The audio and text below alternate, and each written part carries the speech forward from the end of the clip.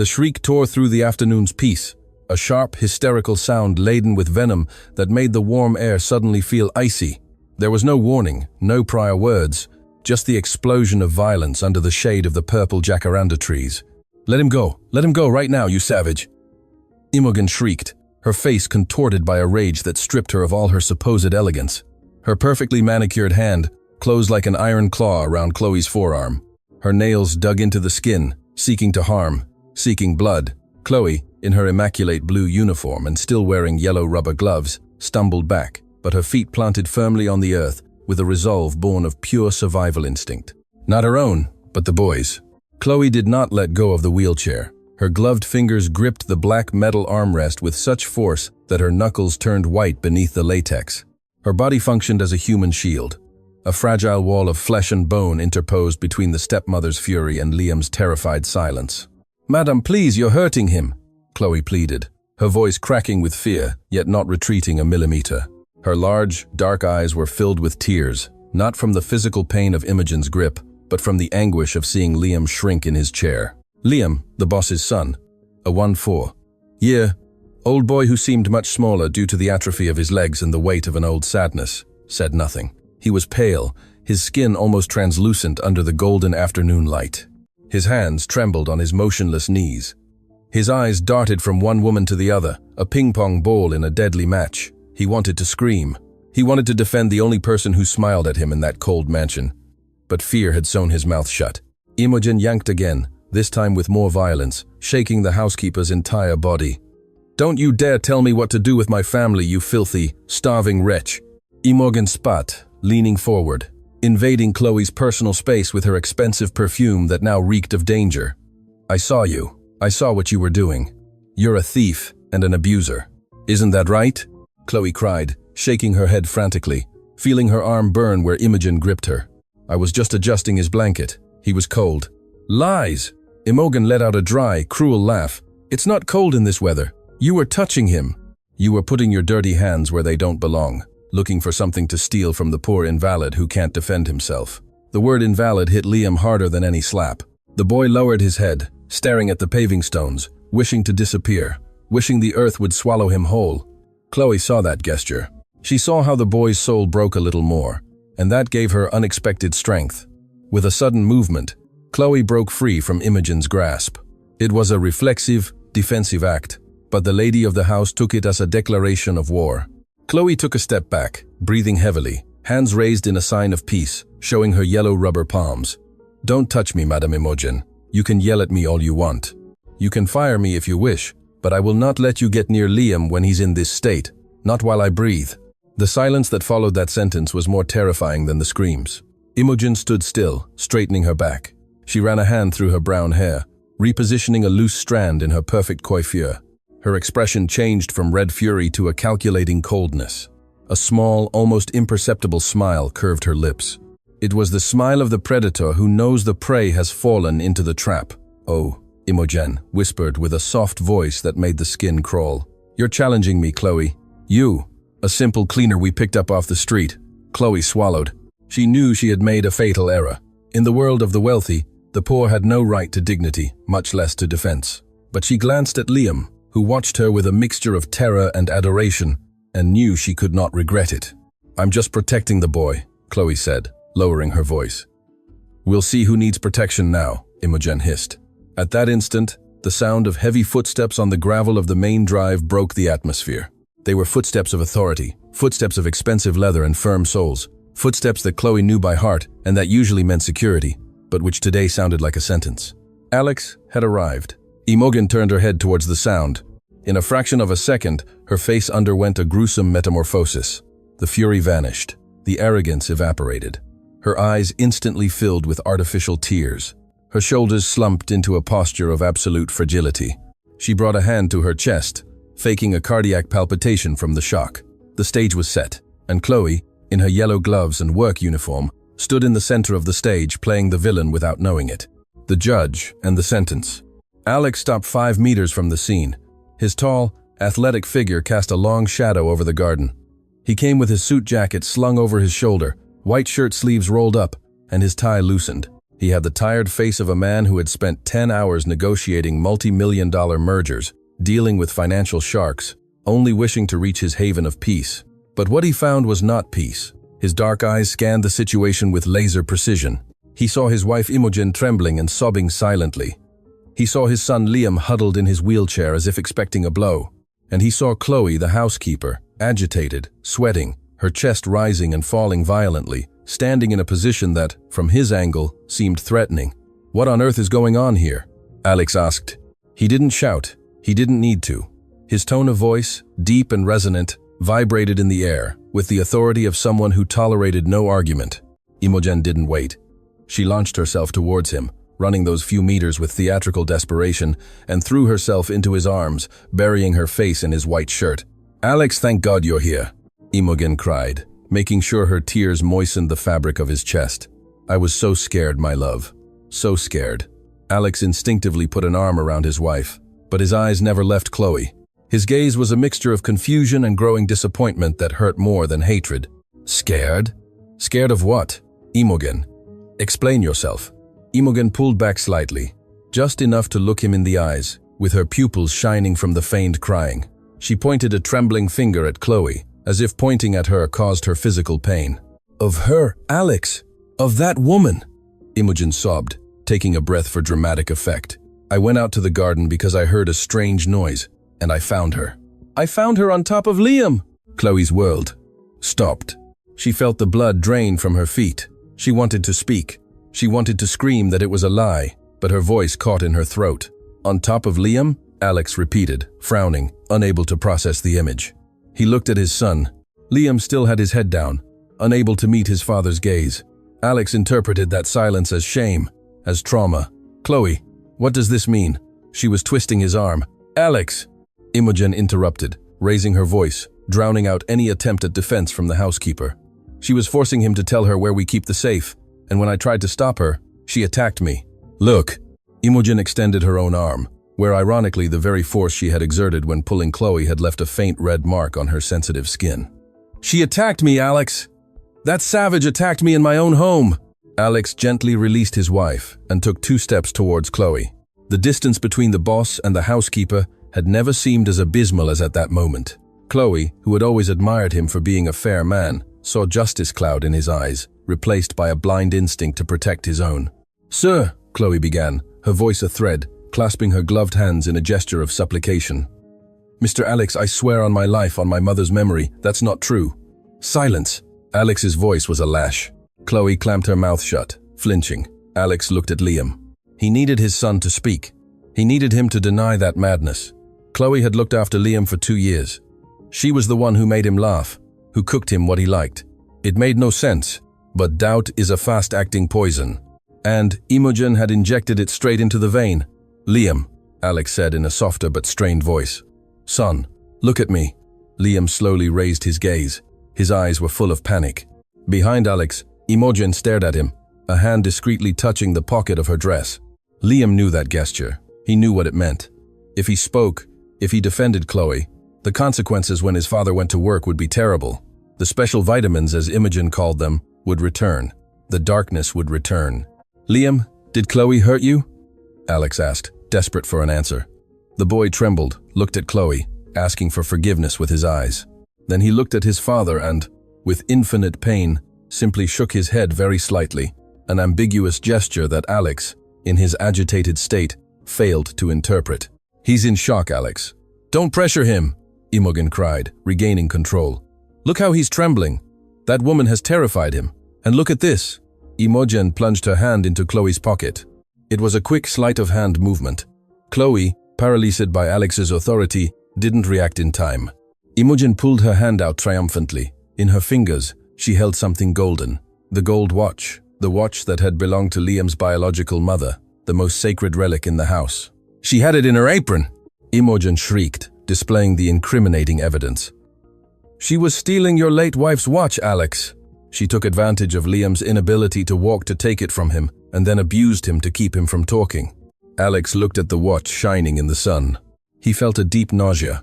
That object was not just gold. It was the memory of his first love, his son's mother.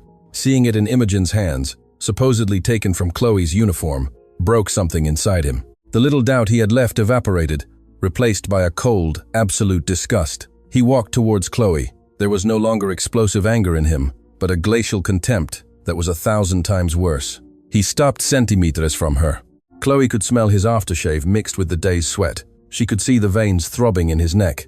"I trusted you," Alex said in a low voice, each word laden with lethal disappointment.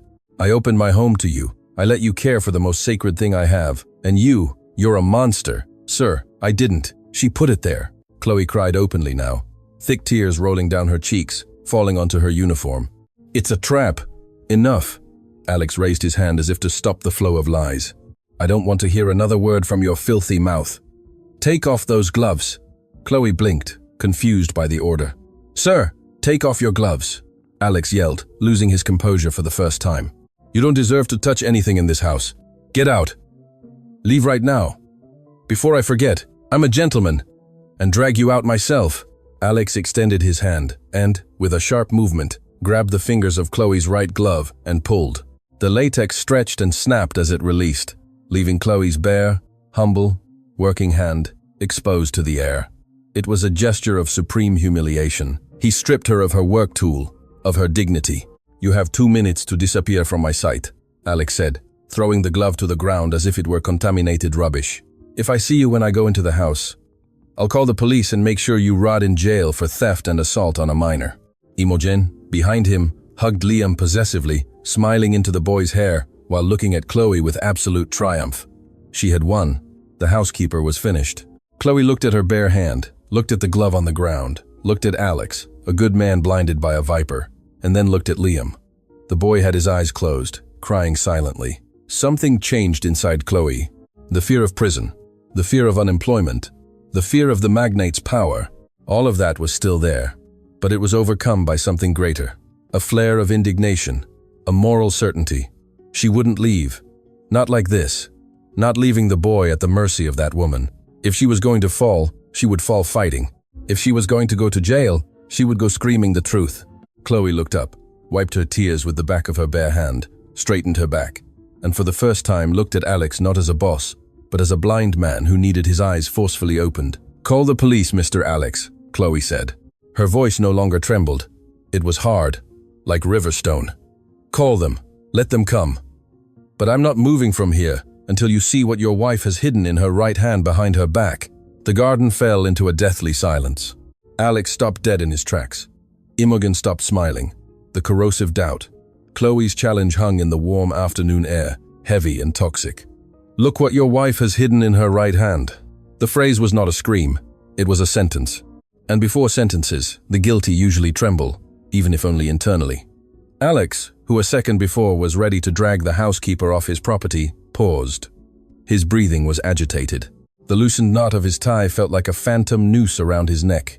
He looked at Chloe. He saw a broken woman, gloveless, her uniform stained with dirt and tears, but with a fiery gaze that didn't match the profile of a thief. Thieves flee, thieves lower their gaze. Thieves don't demand to be searched or challenge the lady of the house with such suicidal defiance. Slowly, as if his neck weighed tons, Alex turned his head towards Imogen. She hadn't moved, but her posture had changed imperceptibly. She was no longer the fragile victim collapsing in search of comfort. Now she was rigid, tense as a violin string about to snap.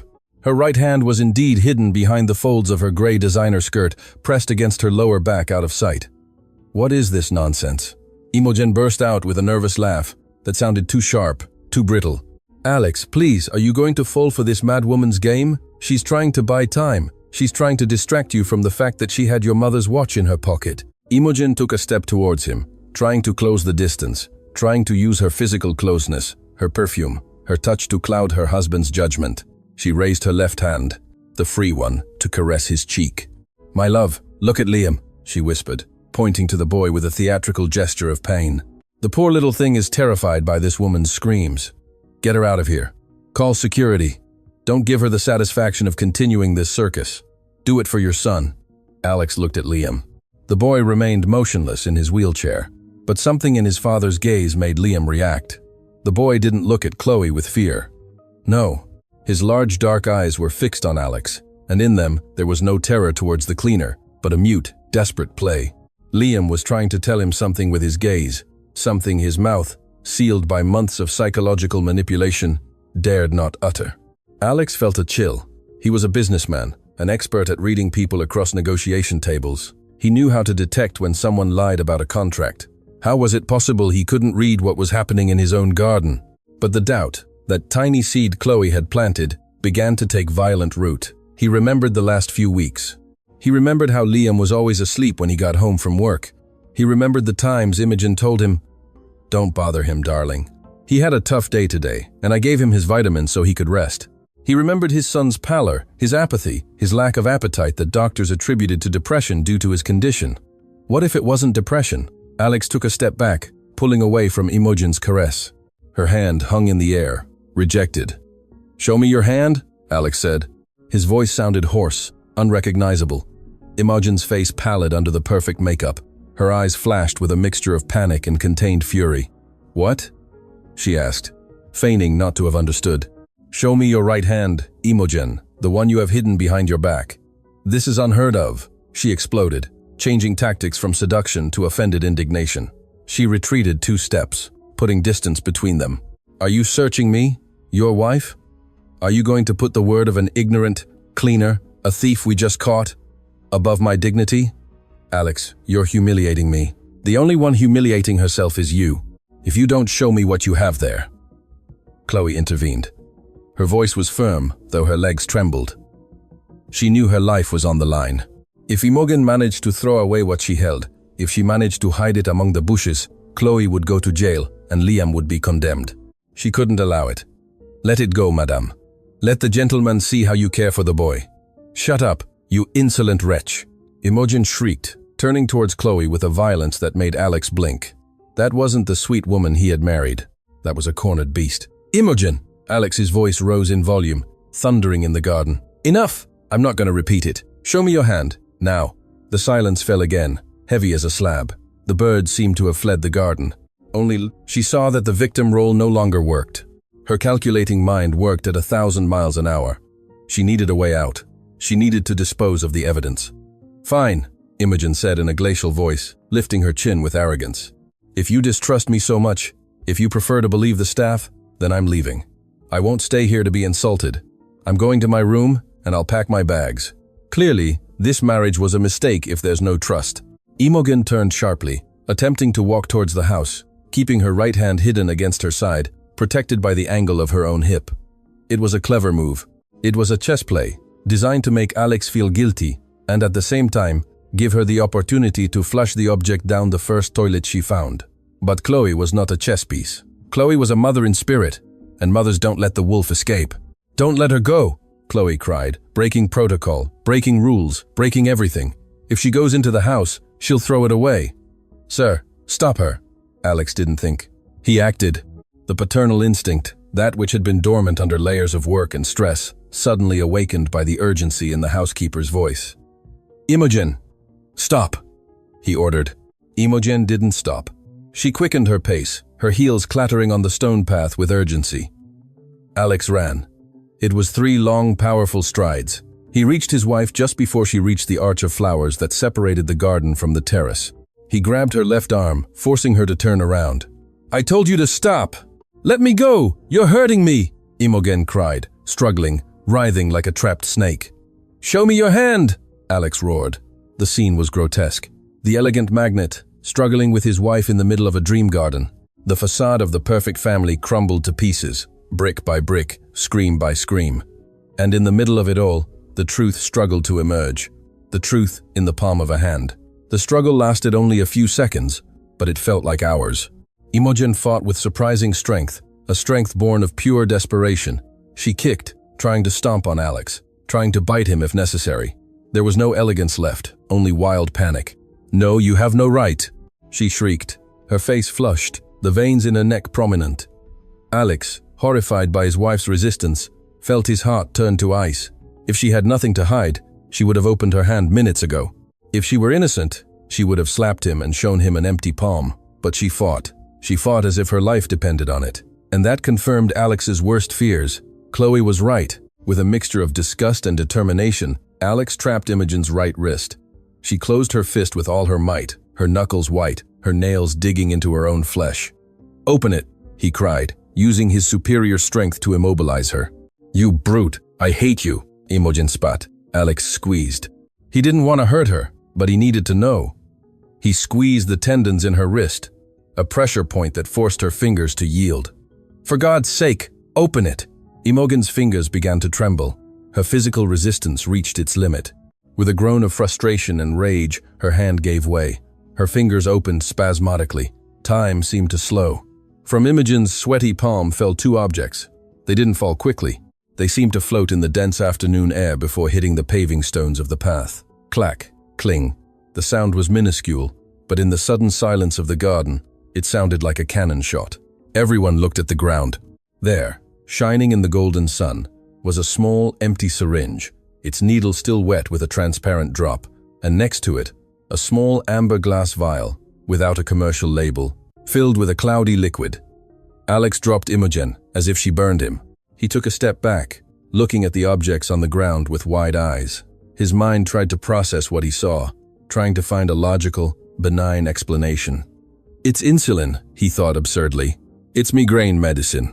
But Chloe broke the bubble of denial. Chloe fell to her knees, not before her employers, but before the evidence, pointing to it with her bare hand. "There it is," Chloe sobbed, her voice broken by relief and pain.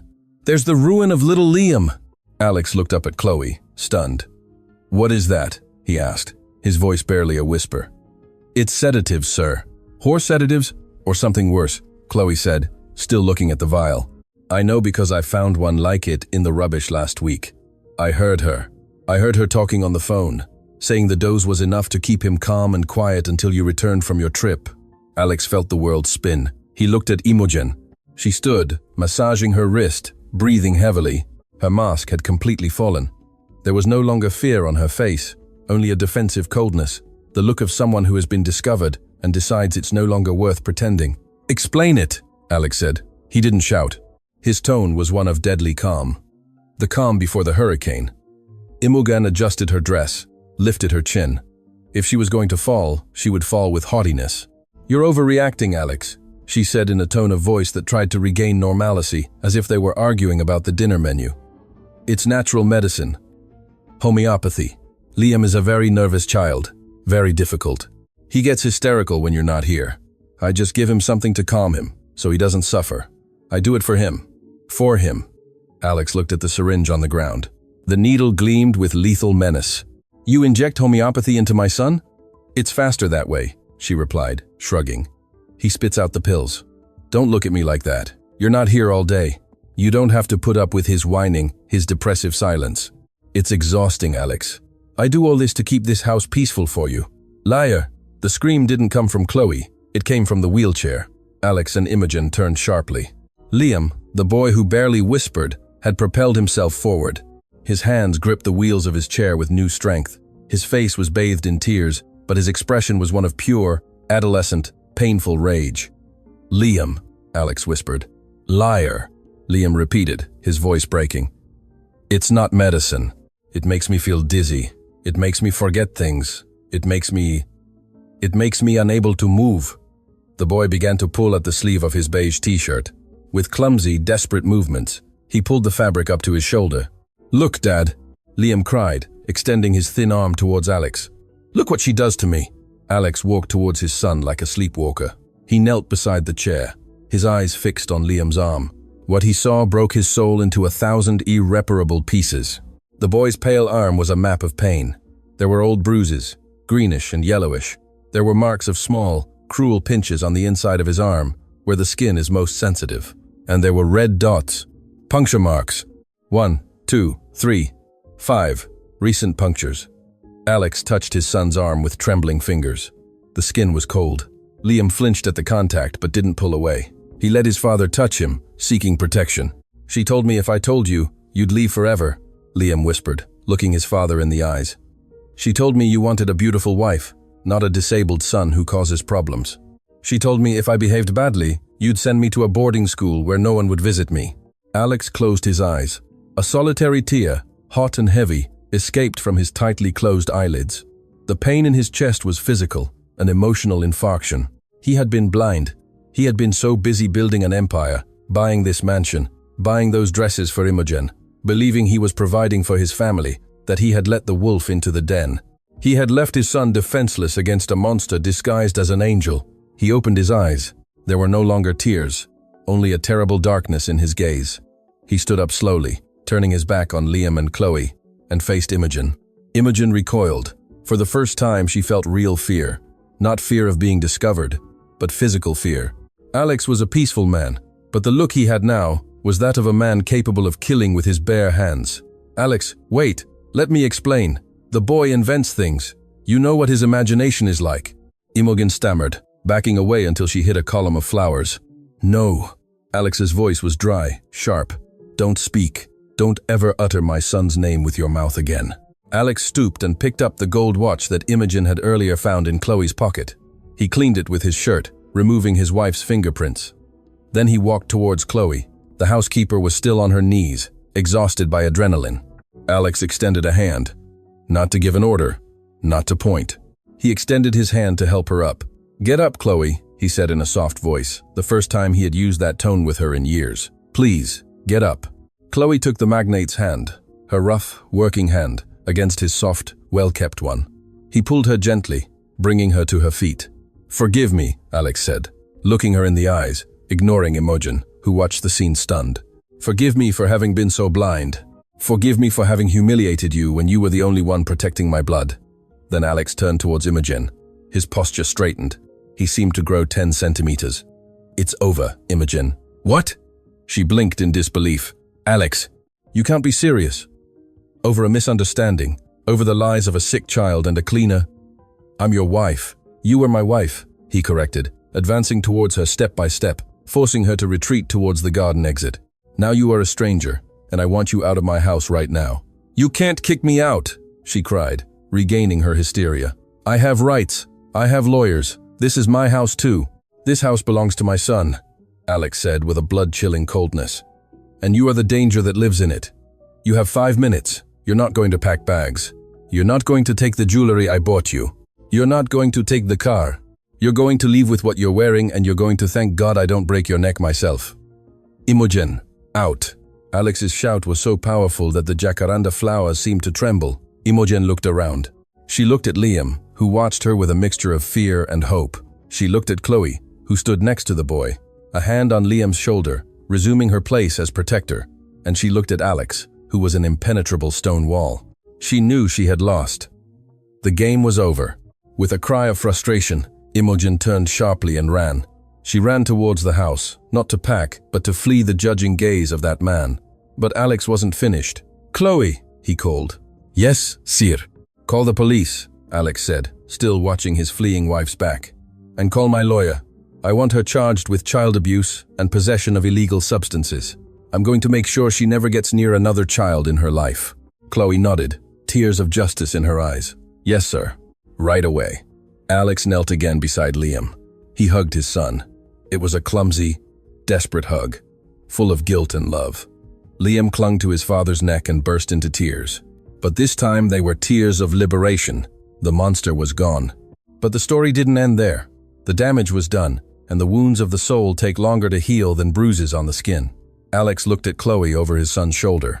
There was gratitude in his eyes, but also a silent question. How do we fix this now? The true journey of redemption had just begun. The collapse of the Glass Kingdom. Imogen ran towards the mansion as if chased by demons, although the only real demon was the truth nipping at her heels. Her heels echoed on the marble of the foyer, an erratic, desperate sound that broke the deathly silence of the house. There was no longer any trace of the society lady who organized charity galas. Now she was a looter in her own home. She ran up the stairs 2 at a time, tripping on her designer dress, cursing under her breath with words that would make a sailor blush. She burst into the master bedroom, that sanctuary of coldness and luxury she shared with Alex, and lunged straight for the walk-in wardrobe. She wasn't looking for clothes. She was looking for the safe, hidden behind the mirror. With trembling hands, she dialed the combination. 1, 2, 3 failed attempts. Panic clouded her vision. "Damn it!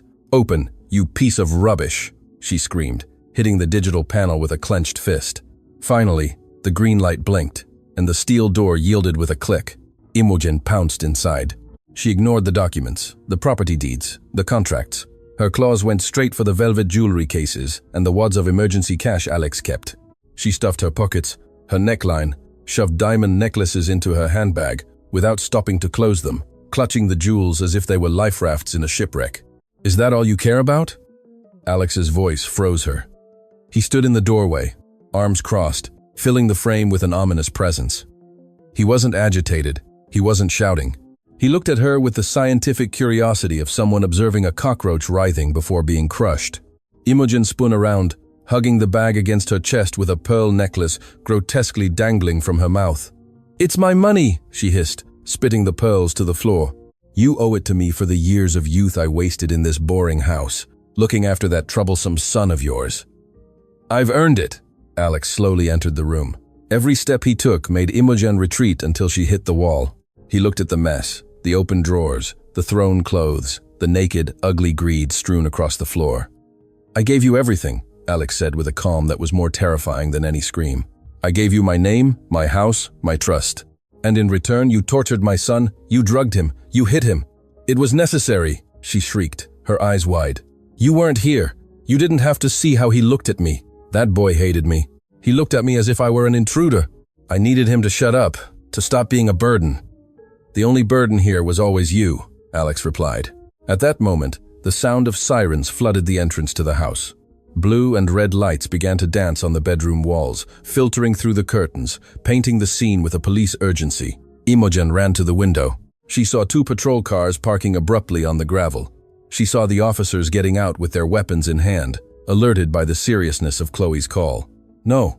Imogen turned to Alex, her arrogance collapsing in a second. "Alex, please, you can't let them take me. Think of the scandal, your reputation, the company's shares. They'll say your wife is a criminal." Alex let out a dry, humorless laugh.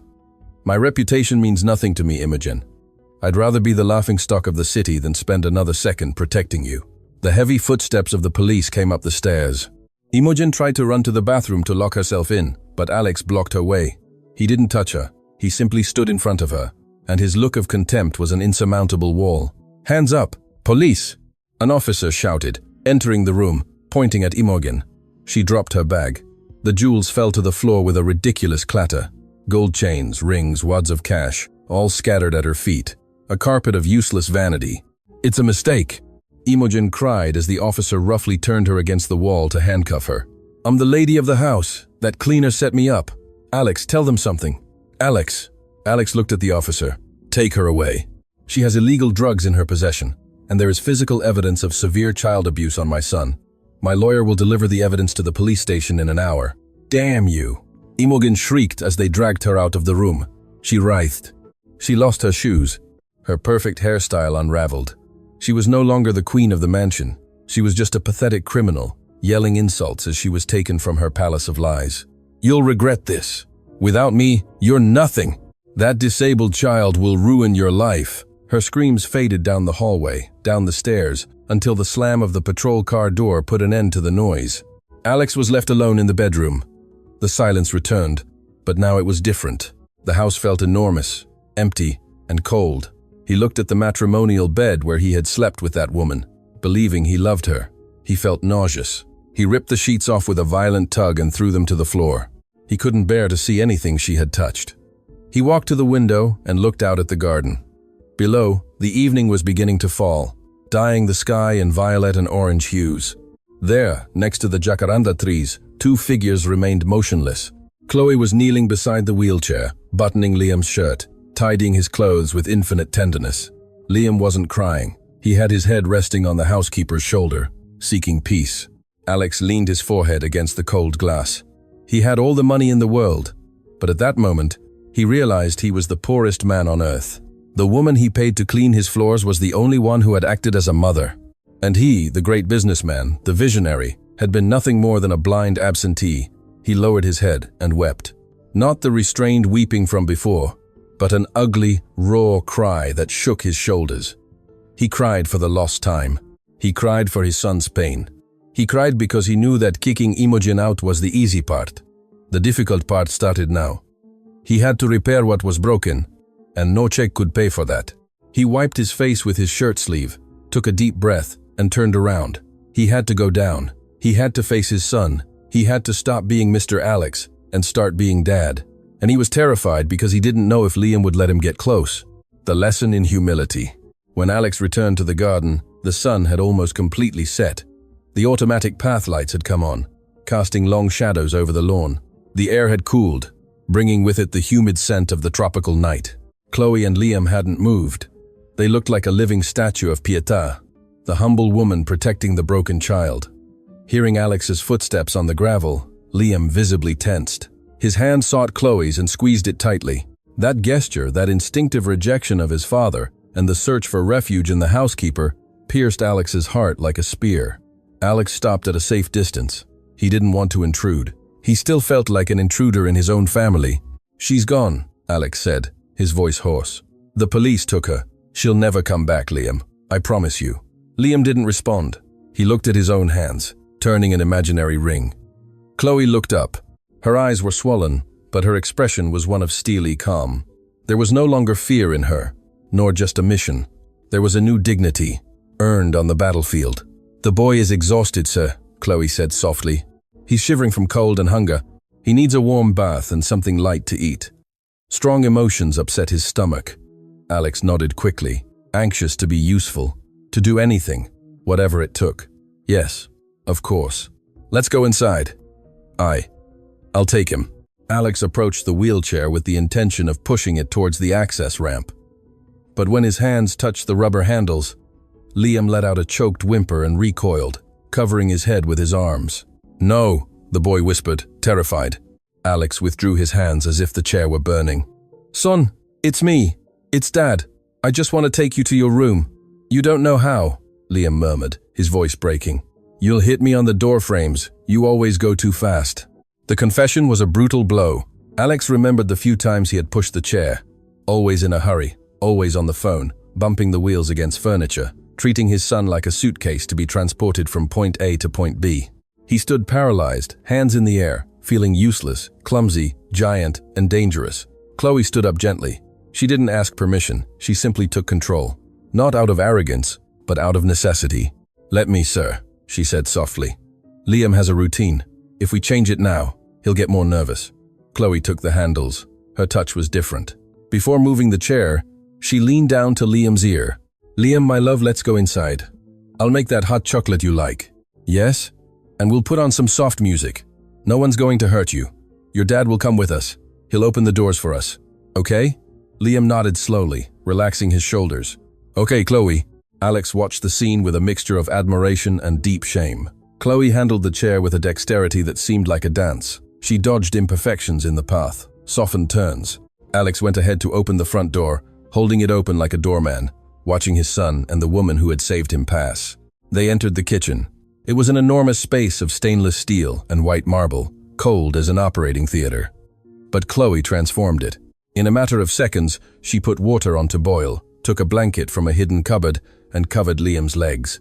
Alex stood beside the central island, feeling like a stranger. He wanted to help, but he didn't know where the cups were. He didn't know what kind of milk his son drank. He knew nothing. "Sit down, mister." "Alex," Chloe said, still moving, stirring the chocolate rhythmically. "Please, you make the boy nervous if you stand there like a ghost." Alex obeyed. He sat on a high stool opposite his son. Liam was on the other side of the table, watching the steam rise from the cup Chloe had just placed in front of him. "Chloe," Alex began, then stopped. He needed to ask. He needed to understand. "Why did you stay?" "Chloe, you knew what was happening. Imogen treated you like dirt. I ignored you. I paid you minimum wage. You could have gone anywhere else. Why did you stay enduring this hell?" Chloe looked at Liam, who was eagerly drinking his hot chocolate, slowly regaining color in his cheeks. Then she looked at Alex, and her dark eyes shone with a simple, devastating truth. "Because one day, 6 months ago, I went into the boy's room to clean. He was crying in the dark. I approached, and he grabbed my hand. He said, 'Please, don't leave me alone. I'm scared.'" Chloe paused, swallowing the lump in her throat. "I have a son, Mr. Alex. He's in my country town, with my nan. I haven't seen him in 2 years, because I'm here working to send him money. When Liam grabbed my hand, I saw my own son, and I promised myself before God that if I couldn't care for mine, I would care for yours, as if he were my own flesh and blood. Because no child deserves to live in fear in their own home. Money doesn't buy peace, sir, and I couldn't sleep peacefully, knowing that if I left, this angel would be alone with that witch. Alex lowered his gaze, ashamed to the core. He, who believed his duty as a father ended by signing cheques for school and therapies, had just received the greatest moral lesson of his life. A woman who had sacrificed raising her own son to save his. I don't know how to repay you for this, Alex whispered. It's not about repayment, sir, Chloe replied, returning to her task of cleaning the kitchen, uncomfortable with the praise. It's about being there. Being there. Yes, being there. Chloe gestured with her head towards Liam. He doesn't need you to buy him another video game console. He needs you to know how to bathe him without hurting his back. He needs you to know what nightmares he has. He needs you to learn how to exercise his legs until he can use them. Or even if he never uses them again. Alex looked at his son. Liam had finished his hot chocolate and was looking at him expectantly. There was an open door in that gaze. An opportunity. Alex stood up, took off his $1,000 suit jacket, and let it drop onto a chair. He rolled up his white shirt sleeves to his elbows. Show me, Alex said, looking at Chloe. Show me how to bathe him. Show me how to put him to bed. Show me everything. I won't go to sleep until I learn how to care for my son. Chloe smiled for the first time all afternoon, a tired but genuine smile that illuminated her humble face. All right, boss, she said, but first, take off those noisy leather shoes that wake up the echoes in the house. Here, we move slowly. Alex nodded, bent down, and untied his laces, took off his expensive shoes, and stood in his socks on the cold floor. He felt vulnerable, ridiculous, and for the first time in years, completely honest. Come on, Liam, Alex said, approaching the chair with slow movements, imitating what he had seen Chloe do. Let's get you ready for bed. You tell me if I'm doing it wrong, okay? You're the boss now. Liam smiled shyly. Okay, Dad, but be careful with my right foot. That one hurts more. I'll be careful, I promise you. Chloe watched them leave the kitchen, the father pushing the chair awkwardly but with infinite care, the son giving instructions in a low voice. She was left alone for a moment, breathing in the silence of the liberated house. She knew the war was over, but the reconstruction would be long, and she, the general in a cleaner's uniform, was ready to lead the work. The night of the demons. That night, the tropical storm lashed the mansion with fury. Rain beat against the glass windows as if trying to get in and wash away the house's sins. Alex couldn't sleep. Every time he closed his eyes, he saw the needle marks on his son's arm. He saw Imogen's laughing face. He saw his own signature on the cheques that financed that torture. He went down to the kitchen seeking solace in silence or in alcohol, though lately alcohol tasted like ash. To his surprise, the kitchen light was on.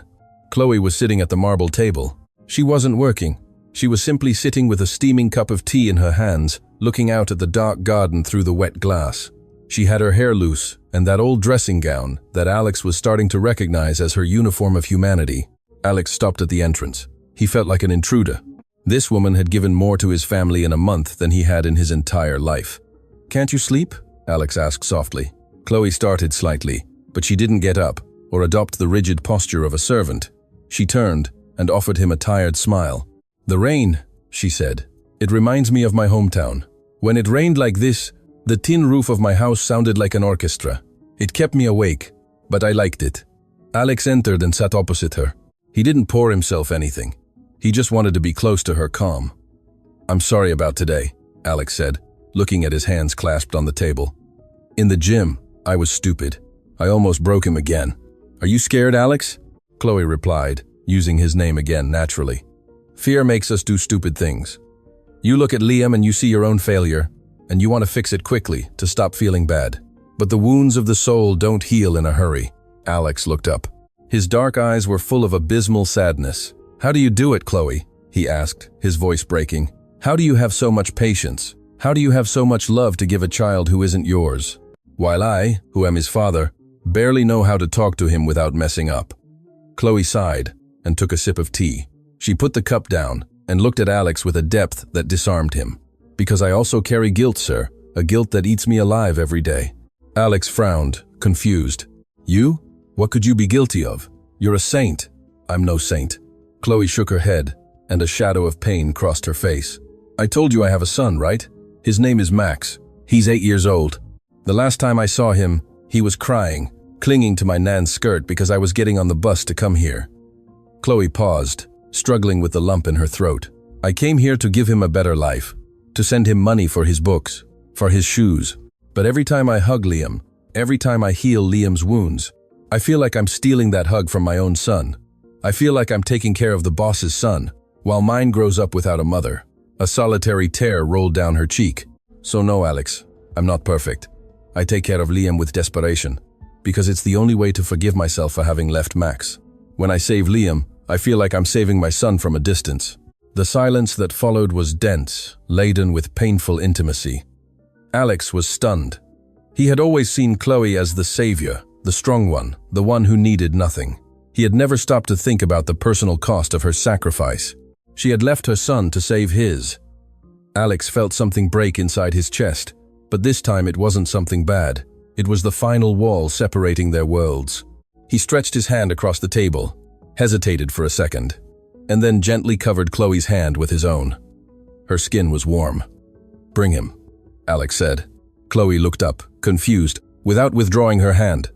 "What?" "Bring Max," Alex repeated firmly. "Bring him here to this house." "Sir, I can't. Children aren't allowed here." "And this is my house," Alex interrupted, gently squeezing her hand. "And the rules have changed. I don't want you to keep sacrificing your family for mine. There's plenty of room. Liam needs a friend. You need your son. And I need to stop being the boss who just signs checks and start being the man who helps the people he cares about." Chloe looked at him with wide eyes, incredulous. "Are you serious?" "I've never been more serious in my life. Tomorrow morning we'll send the chauffeur for him and your nun. Let them all come. Let them fill this house with noise. Let them eat at this table." Alex leaned forward, his eyes shining with fierce determination. "You've taught me that money is worth nothing if it doesn't serve to bring people together. Let me use my damn money to do something good for the first time. Let me bring you your son." Chloe burst into tears. It wasn't a sad cry, but a cry of relief, of a burden of years suddenly vanishing. She brought her free hand to her mouth, sobbing, Thank you, Alex." Alex didn't withdraw his hand. They stayed like that, united by touch in the middle of the silent kitchen, while the rain beat outside. At that moment, Alex knew there was no turning back. He wasn't just saving his son, he was building a new family, a strange and patched-up family, sown with scars and hope. And looking at Chloe, her eyes bright with tears and gratitude, Alex felt something that scared him more than financial bankruptcy. He felt he could fall in love with her, not the cleaner, but the woman who had just saved his life for the second time that night. "Now go to sleep," he whispered, slowly withdrawing his hand, feeling the loss of contact. "Tomorrow we have to get the house ready. Max is coming soon." Chloe nodded, wiped her tears and stood up. Before leaving the kitchen, she stopped in the doorway and turned around. "Good night, Alex. Rest well." When she disappeared down the hallway, Alex was left alone in the kitchen, but the house no longer felt empty. It felt full of promises. He poured himself a glass of water and toasted the air. "To new beginnings," he said aloud. He knew that Liam's rehabilitation journey would be long and arduous, but now he had an army, and he had a reason to fight. The emotional climax, the miracle of the ball. The day Max, Chloe's son, arrived, the sun shone with an intensity that seemed to mock everyone's nerves in the mansion. Alex had sent his personal armored SUV, the one he usually used for meetings with ministers, to pick up an eight-year-old boy and an elderly nun at the coach station. Liam was on the veranda, sitting in his wheelchair. He wore a new t-shirt, and his hair was styled with gel, a touching attempt to look cool for the stranger who was about to arrive. His hands, however, betrayed his anxiety. They rubbed the armrests of his chair until they shone. "What if he doesn't like me?" Liam whispered, without looking at Chloe. Chloe, who stood behind him, put a hand on his shoulder. She was nervous too. She wore a simple cotton dress, no uniform for the first time in the presence of visitors. "He'll like you, my love. Max is a whirlwind, but he has a soft heart. Besides, he's never seen a house this big. He'll probably think you're the prince of a castle." The black SUV appeared around the bend in the driveway, kicking up a little dust. Alex's heart, waiting at the foot of the stairs, skipped a beat. He was about to merge two worlds that society said shouldn't touch. The vehicle stopped.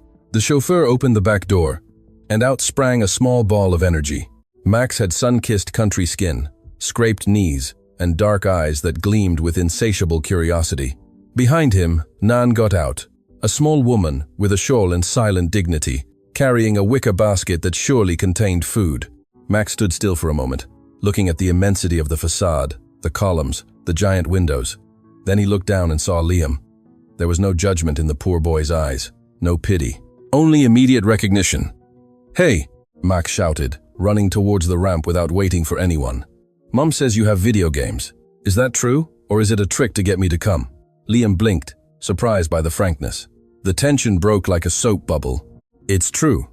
I have the latest console," Liam replied, and a shy smile appeared on his face. "Awesome. I brought my soccer ball. It's old, but it bounces well. Can you play goalie?" Liam's smile wavered. He looked at his useless legs. "I can't play soccer. I don't walk." Max shrugged as if the information were irrelevant. "Well, you play with your hands. I'll kick, and you save. If you've got wheels, you're faster, right? It's like being a transformer." Alex, observing the scene, felt a lump in his throat. In 30 seconds, that humble child had normalized his son's disability with a naturalness that no therapist had achieved in years. "Transformer, not invalid." "Welcome to your home," Alex said, stepping forward to greet Nan, taking her wrinkled hand with respect. "Madam, it's an honor to have you here." The afternoon turned into something the mansion had never seen. A joyful chaos, laughter, shouts, the sound of a ball hitting the perfect lawn. Alex and Chloe watched from the terrace with glasses of cordial in hand. But the moment of truth, the climax that would change everything, arrived at sunset. The boys were in the backyard. Max had improvised a goal between two trees. Liam was positioned as goalie, moving his chair from side to side with new dexterity, laughing heartily every time he blocked a shot from Max. "Here comes the cannonball," Max shouted, preparing a strong shot. He kicked the ball, but his aim was off. The ball flew off at a high angle, hit a branch, and bounced towards the edge of the empty swimming pool that was being cleaned. The ball teetered on the edge, about to fall into the concrete bottom. "Damn it!" Liam cried, frustrated. The ball began to roll towards the abyss of the pool. It was Max's ball, his only ball, the treasure of a poor child. "No!" Liam, moved by an adrenaline that came not from the brain but from the soul, did something unthinkable. He forgot he couldn't. He forgot the diagnoses. He forgot the pain. He pushed himself with his arms over the armrests of the chair and lunged forward. "Liam!" Alex shouted, dropping his glass of cordial, which shattered on the ground. He made to jump the terrace railing to run. "Wait!" Chloe grabbed his arm with an iron grip. Her nails dug into Alex's skin. "Watch him. Don't go." Alex looked. Liam hadn't fallen face down on the ground. His legs, those wiry legs that had trembled in the gym, had reacted by pure instinct. His feet planted on the grass, his knees bent, trembled violently, threatened to collapse, but held. Liam was standing, alone, without bars, without help, standing on the uneven grass. The boy took one tottering step, like a newborn, then another. He lunged towards the edge of the pool and caught the ball just before it fell. The effort was brutal. With the ball in his hands, his balance broke, and Liam fell to a sitting position on the grass. But he didn't fall like an invalid. He fell like a child at play. The silence that followed was absolute. Max stood with his mouth open. Alex felt his heart about to burst. Liam sat on the grass, hugging the old ball to his chest.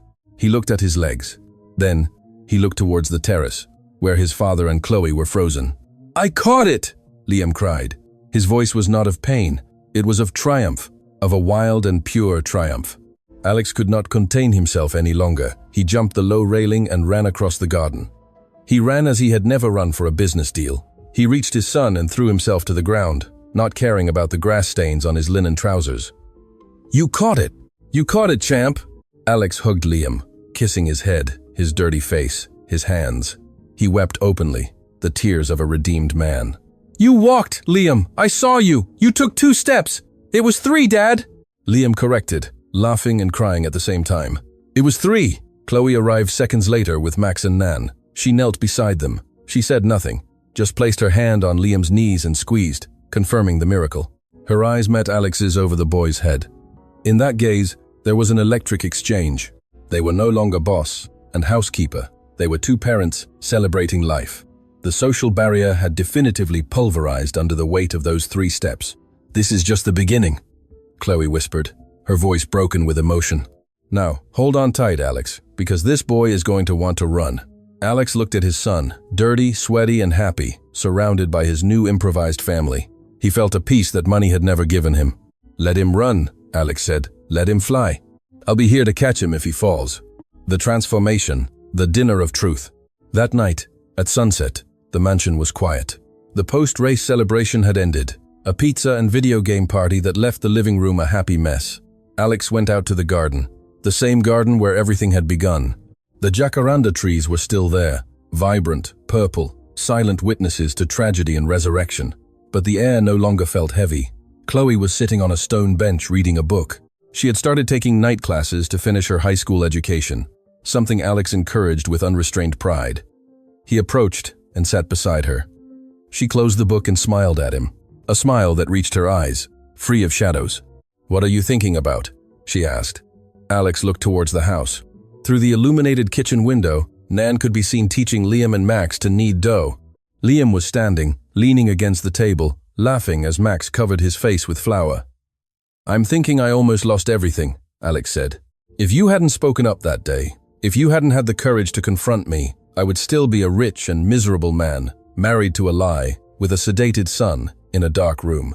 Alex slid off the bench and knelt on the ground, not caring that these were his good trousers. Chloe brought her hands to her mouth, surprised. "Alex, get up. You'll get dirty." "I don't care," he said, taking her hands. "Chloe, I don't have a diamond ring right now. I could buy one tomorrow, the biggest in the jewelry store. But I feel like that's not you, that's the old Alex." He reached into his pocket and pulled out something. It wasn't a jewel. It was the yellow rubber glove, the same glove he had contemptuously ripped off her hand on the day of the conflict, and which he had recovered from the rubbish that same night, as a reminder of his mistake. He had kept it all this time. Chloe looked at the old, wrinkled glove, and then at Alex. She understood the symbol. She understood that he was offering her his eternal repentance and his absolute devotion. "This glove represents the moment I almost destroyed my life, and the moment you saved it," Alex said, his voice trembling. "I want you to marry me, Chloe, not to be the lady of the house, because you already are, but to be my partner, my equal, my compass.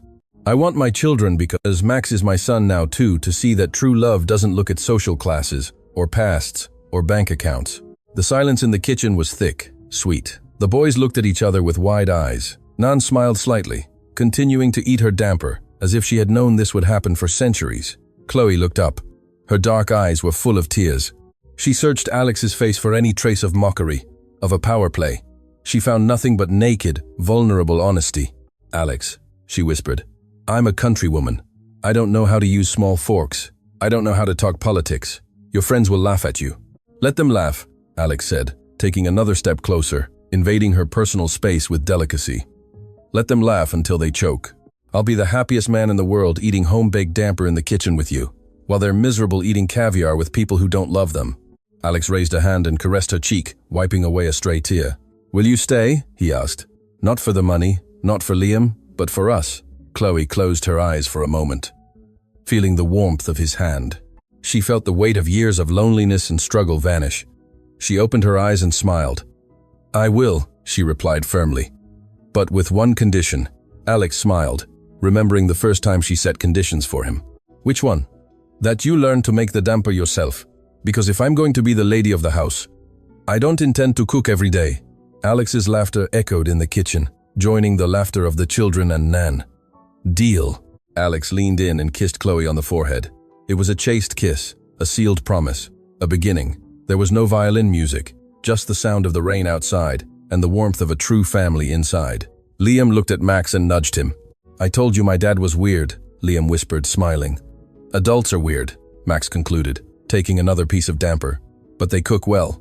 The scene froze there, an imperfect, messy, and wonderfully human tableau. The barefoot magnate, the cleaner queen, the boy who walked, and the boy who dreamed, all under the same roof, protected not by security walls, but by loyalty.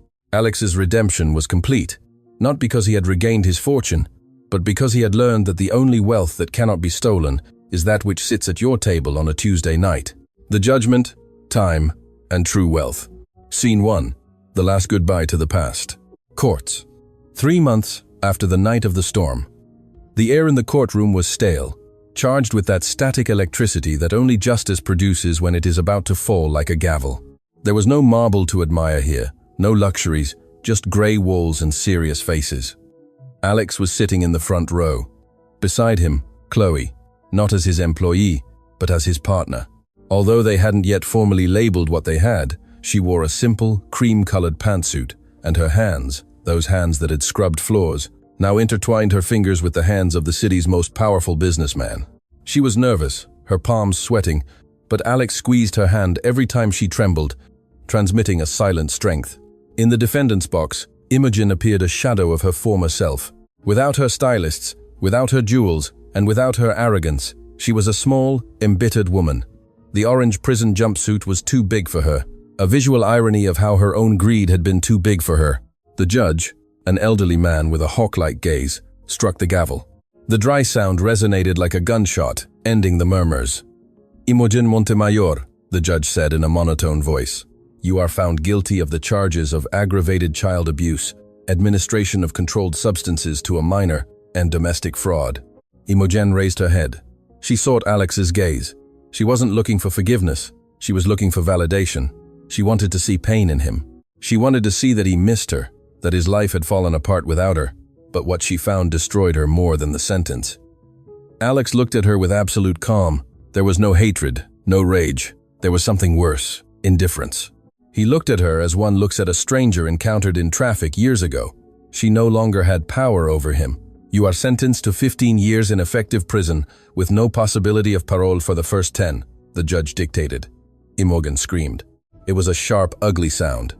She stood up with a jump, trying to lunge towards the railing that separated her from the public. The guards immediately restrained her. "Alex," she shrieked, her face contorted. "You can't do this to me. I did everything for you to have a quiet home. Tell them to stop. I'm your wife." Alex didn't move. Chloe instinctively flinched a little, scared by the violence of the screams. Alex released Chloe's hand for a second only to put his arm around her shoulders and pull her close, protecting her. "You're nothing now, Imogen," Alex whispered to himself, so low that only Chloe could hear him. "You're just a memory from when I was blind."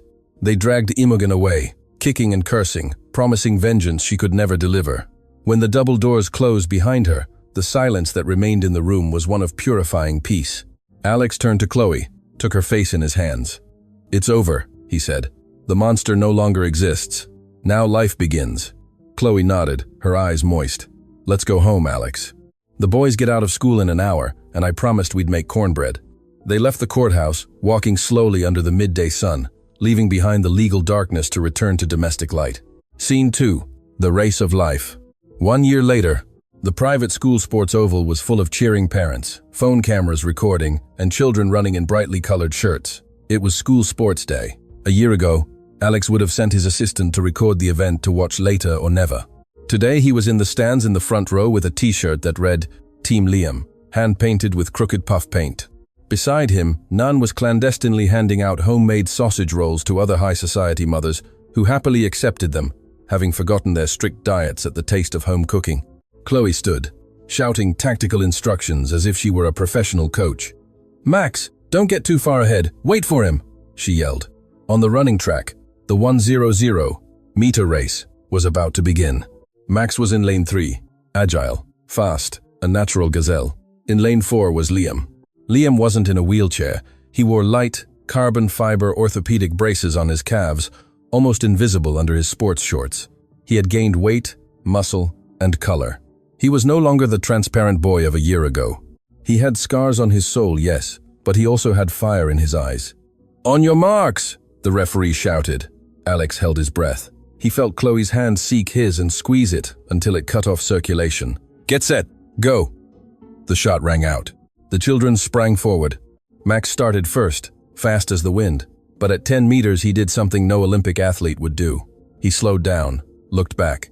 Liam had had a slow start. His legs still didn't respond with lightning speed, but they did respond. He ran with an uneven trot, limping slightly, vigorously swinging his arms to compensate for his balance. He was last, far behind the main group. The crowd fell silent. It was an uncomfortable moment for many to see the disabled child trying to compete. But then Liam stumbled. It was at 30 meters. His left foot caught. He fell to his knees on the red clay track. The thud was heard in the stands. "Liam!" Alex shouted, leaping to his feet, ready to invade the track again. Chloe stopped him, this time not with force, but with a soft voice. "Wait, watch him."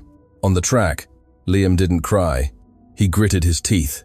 His knees were scraped, bleeding slightly. He could have stayed there. He could have waited for the paramedics to come with the stretcher, reclaiming his role as a victim. But Liam looked up and saw Max. Max hadn't kept running. Max had come back and was standing 2 meters from him, extending his hand. "Get up, brother," Max shouted. "We haven't crossed the finish line yet." Liam punched the ground in frustration, wiped the sweat from his forehead, and, refusing Max's hand, pushed himself up. He stood, wobbling, dirty, hurt, but standing. "I can do it," Liam cried and started running again. He didn't win the race. He came last, almost a minute after the winner. But when Liam crossed the finish line, with Max running beside him without passing him, the stadium erupted. They weren't claps of pity. It was a deafening, genuine, visceral ovation. The wealthy parents, the teachers, the other children, everyone was standing. Alex wept unashamedly, tears soaking his Team Liam t-shirt. He looked at his son, who raised his arms to the sky as if he had won world gold. At that moment, Alex understood that success wasn't about coming first. Success was about having the strength to get up when everyone expected you to stay on the ground. Chloe hugged him around the waist, hiding her own emotion in his chest. "We did it, Alex," she sobbed. "We did it." "No," he corrected, kissing her hair. "He did it. We just gave him the shoes." Scene 3. The Jacaranda Garden. The closing. That afternoon, at sunset, the mansion was quiet. The post-race celebration had ended. A pizza and video game party that left the living room a happy mess. Alex went out to the garden. The same garden where everything had begun. The jacaranda trees were still there, vibrant, purple, silent witnesses to tragedy and resurrection, but the air no longer felt heavy. Chloe was sitting on a stone bench reading a book. She had started taking night classes to finish her high school, something Alex encouraged with unrestrained pride. He approached and sat beside her. She closed the book and smiled at him. A smile that reached her eyes, free of shadows. "What are you thinking about?" she asked. Alex looked towards the house. Through the illuminated kitchen window, Nan could be seen teaching Liam and Max to knead dough. Liam was standing, leaning on the table, laughing as Max covered his face with flour. "I'm thinking I almost lost everything," Alex said. "If you hadn't spoken up that day, if you hadn't had the courage to confront me, I would still be a rich and miserable man, married to a lie, with a sedated son in a dark room." Alex slid off the bench and put one knee on the ground, ignoring that these were his good trousers. Chloe brought her hands to her mouth, surprised. "Alex, get up! You'll get dirty!" "I don't care," he said, taking her hands. "Chloe, I don't have a diamond ring right now. I could buy one tomorrow, the biggest in the jewelry store, but I feel like that's not you. That's the old Alex." He reached into his pocket and pulled out something. It wasn't a jewel. It was the yellow rubber glove. The same glove he had contemptuously ripped off her hand on the day of the conflict, and which he had recovered from the rubbish that same night as a reminder of his era. He had kept it all this time. Chloe looked at the old, wrinkled glove, and then at Alex. She understood the symbol. She understood that he was offering her his eternal repentance and his absolute devotion. "This glove represents the moment I almost destroyed my life and the moment you saved it," Alex said, his voice trembling. "I want you to marry me, Chloe, not to be the lady of the house, because you already are, but to be my partner, my equal, my compass. I want my children because Max is my son now too, to see that true love doesn't look at social classes, or pasts, or bank accounts." The silence in the kitchen was thick, sweet. The boys looked at each other with wide eyes. Nan smiled slightly, continuing to eat her damper as if she had known this would happen for centuries. Chloe looked up. Her dark eyes were full of tears. She searched Alex's face for any trace of mockery, of a power play. She found nothing but naked, vulnerable honesty. "Alex," she whispered, "I'm a country woman. I don't know how to use small forks. I don't know how to talk politics. Your friends will laugh at you." "Let them laugh," Alex said, taking another step closer, invading her personal space with delicacy. "Let them laugh until they choke. I'll be the happiest man in the world eating home-baked damper in the kitchen with you, while they're miserable eating caviar with people who don't love them." Alex raised a hand and caressed her cheek, wiping away a stray tear. "Will you stay?" he asked. "Not for the money, not for Liam, but for us." Chloe closed her eyes for a moment, feeling the warmth of his hand. She felt the weight of years of loneliness and struggle vanish. She opened her eyes and smiled. "I will," she replied firmly, "but with one condition." Alex smiled, remembering the first time she set conditions for him. "Which one?" "That you learn to make the damper yourself." Because if I'm going to be the lady of the house, I don't intend to cook every day. Alex's laughter echoed in the kitchen, joining the laughter of the boys and Nan. Deal. Alex leaned in and kissed Chloe on the forehead. It was a chaste kiss, a sealed promise, a beginning. There was no violin music, just the sound of the rain outside and the warmth of a true family inside. Liam looked at Max and nudged him.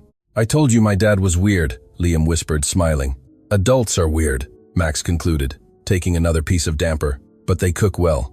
The scene froze there, an imperfect, messy, and wonderfully human tableau.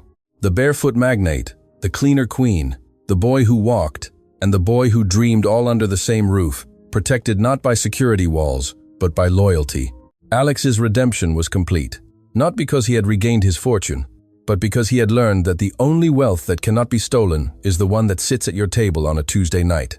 Epilogue: The True Wealth. The camera slowly pulls away from the couple kissing in the garden. It rises over the flower-covered walls, passes over the mansion's roof, and ascends into the starry sky. The house, which at the beginning of the story was a cold monument to vanity, now shines with warm light from all its windows. Laughter, old radio music, and the bark of a new rescue dog can be heard. On the black screen, before the credits, a simple phrase appears. Blood makes you family, but loyalty makes you home.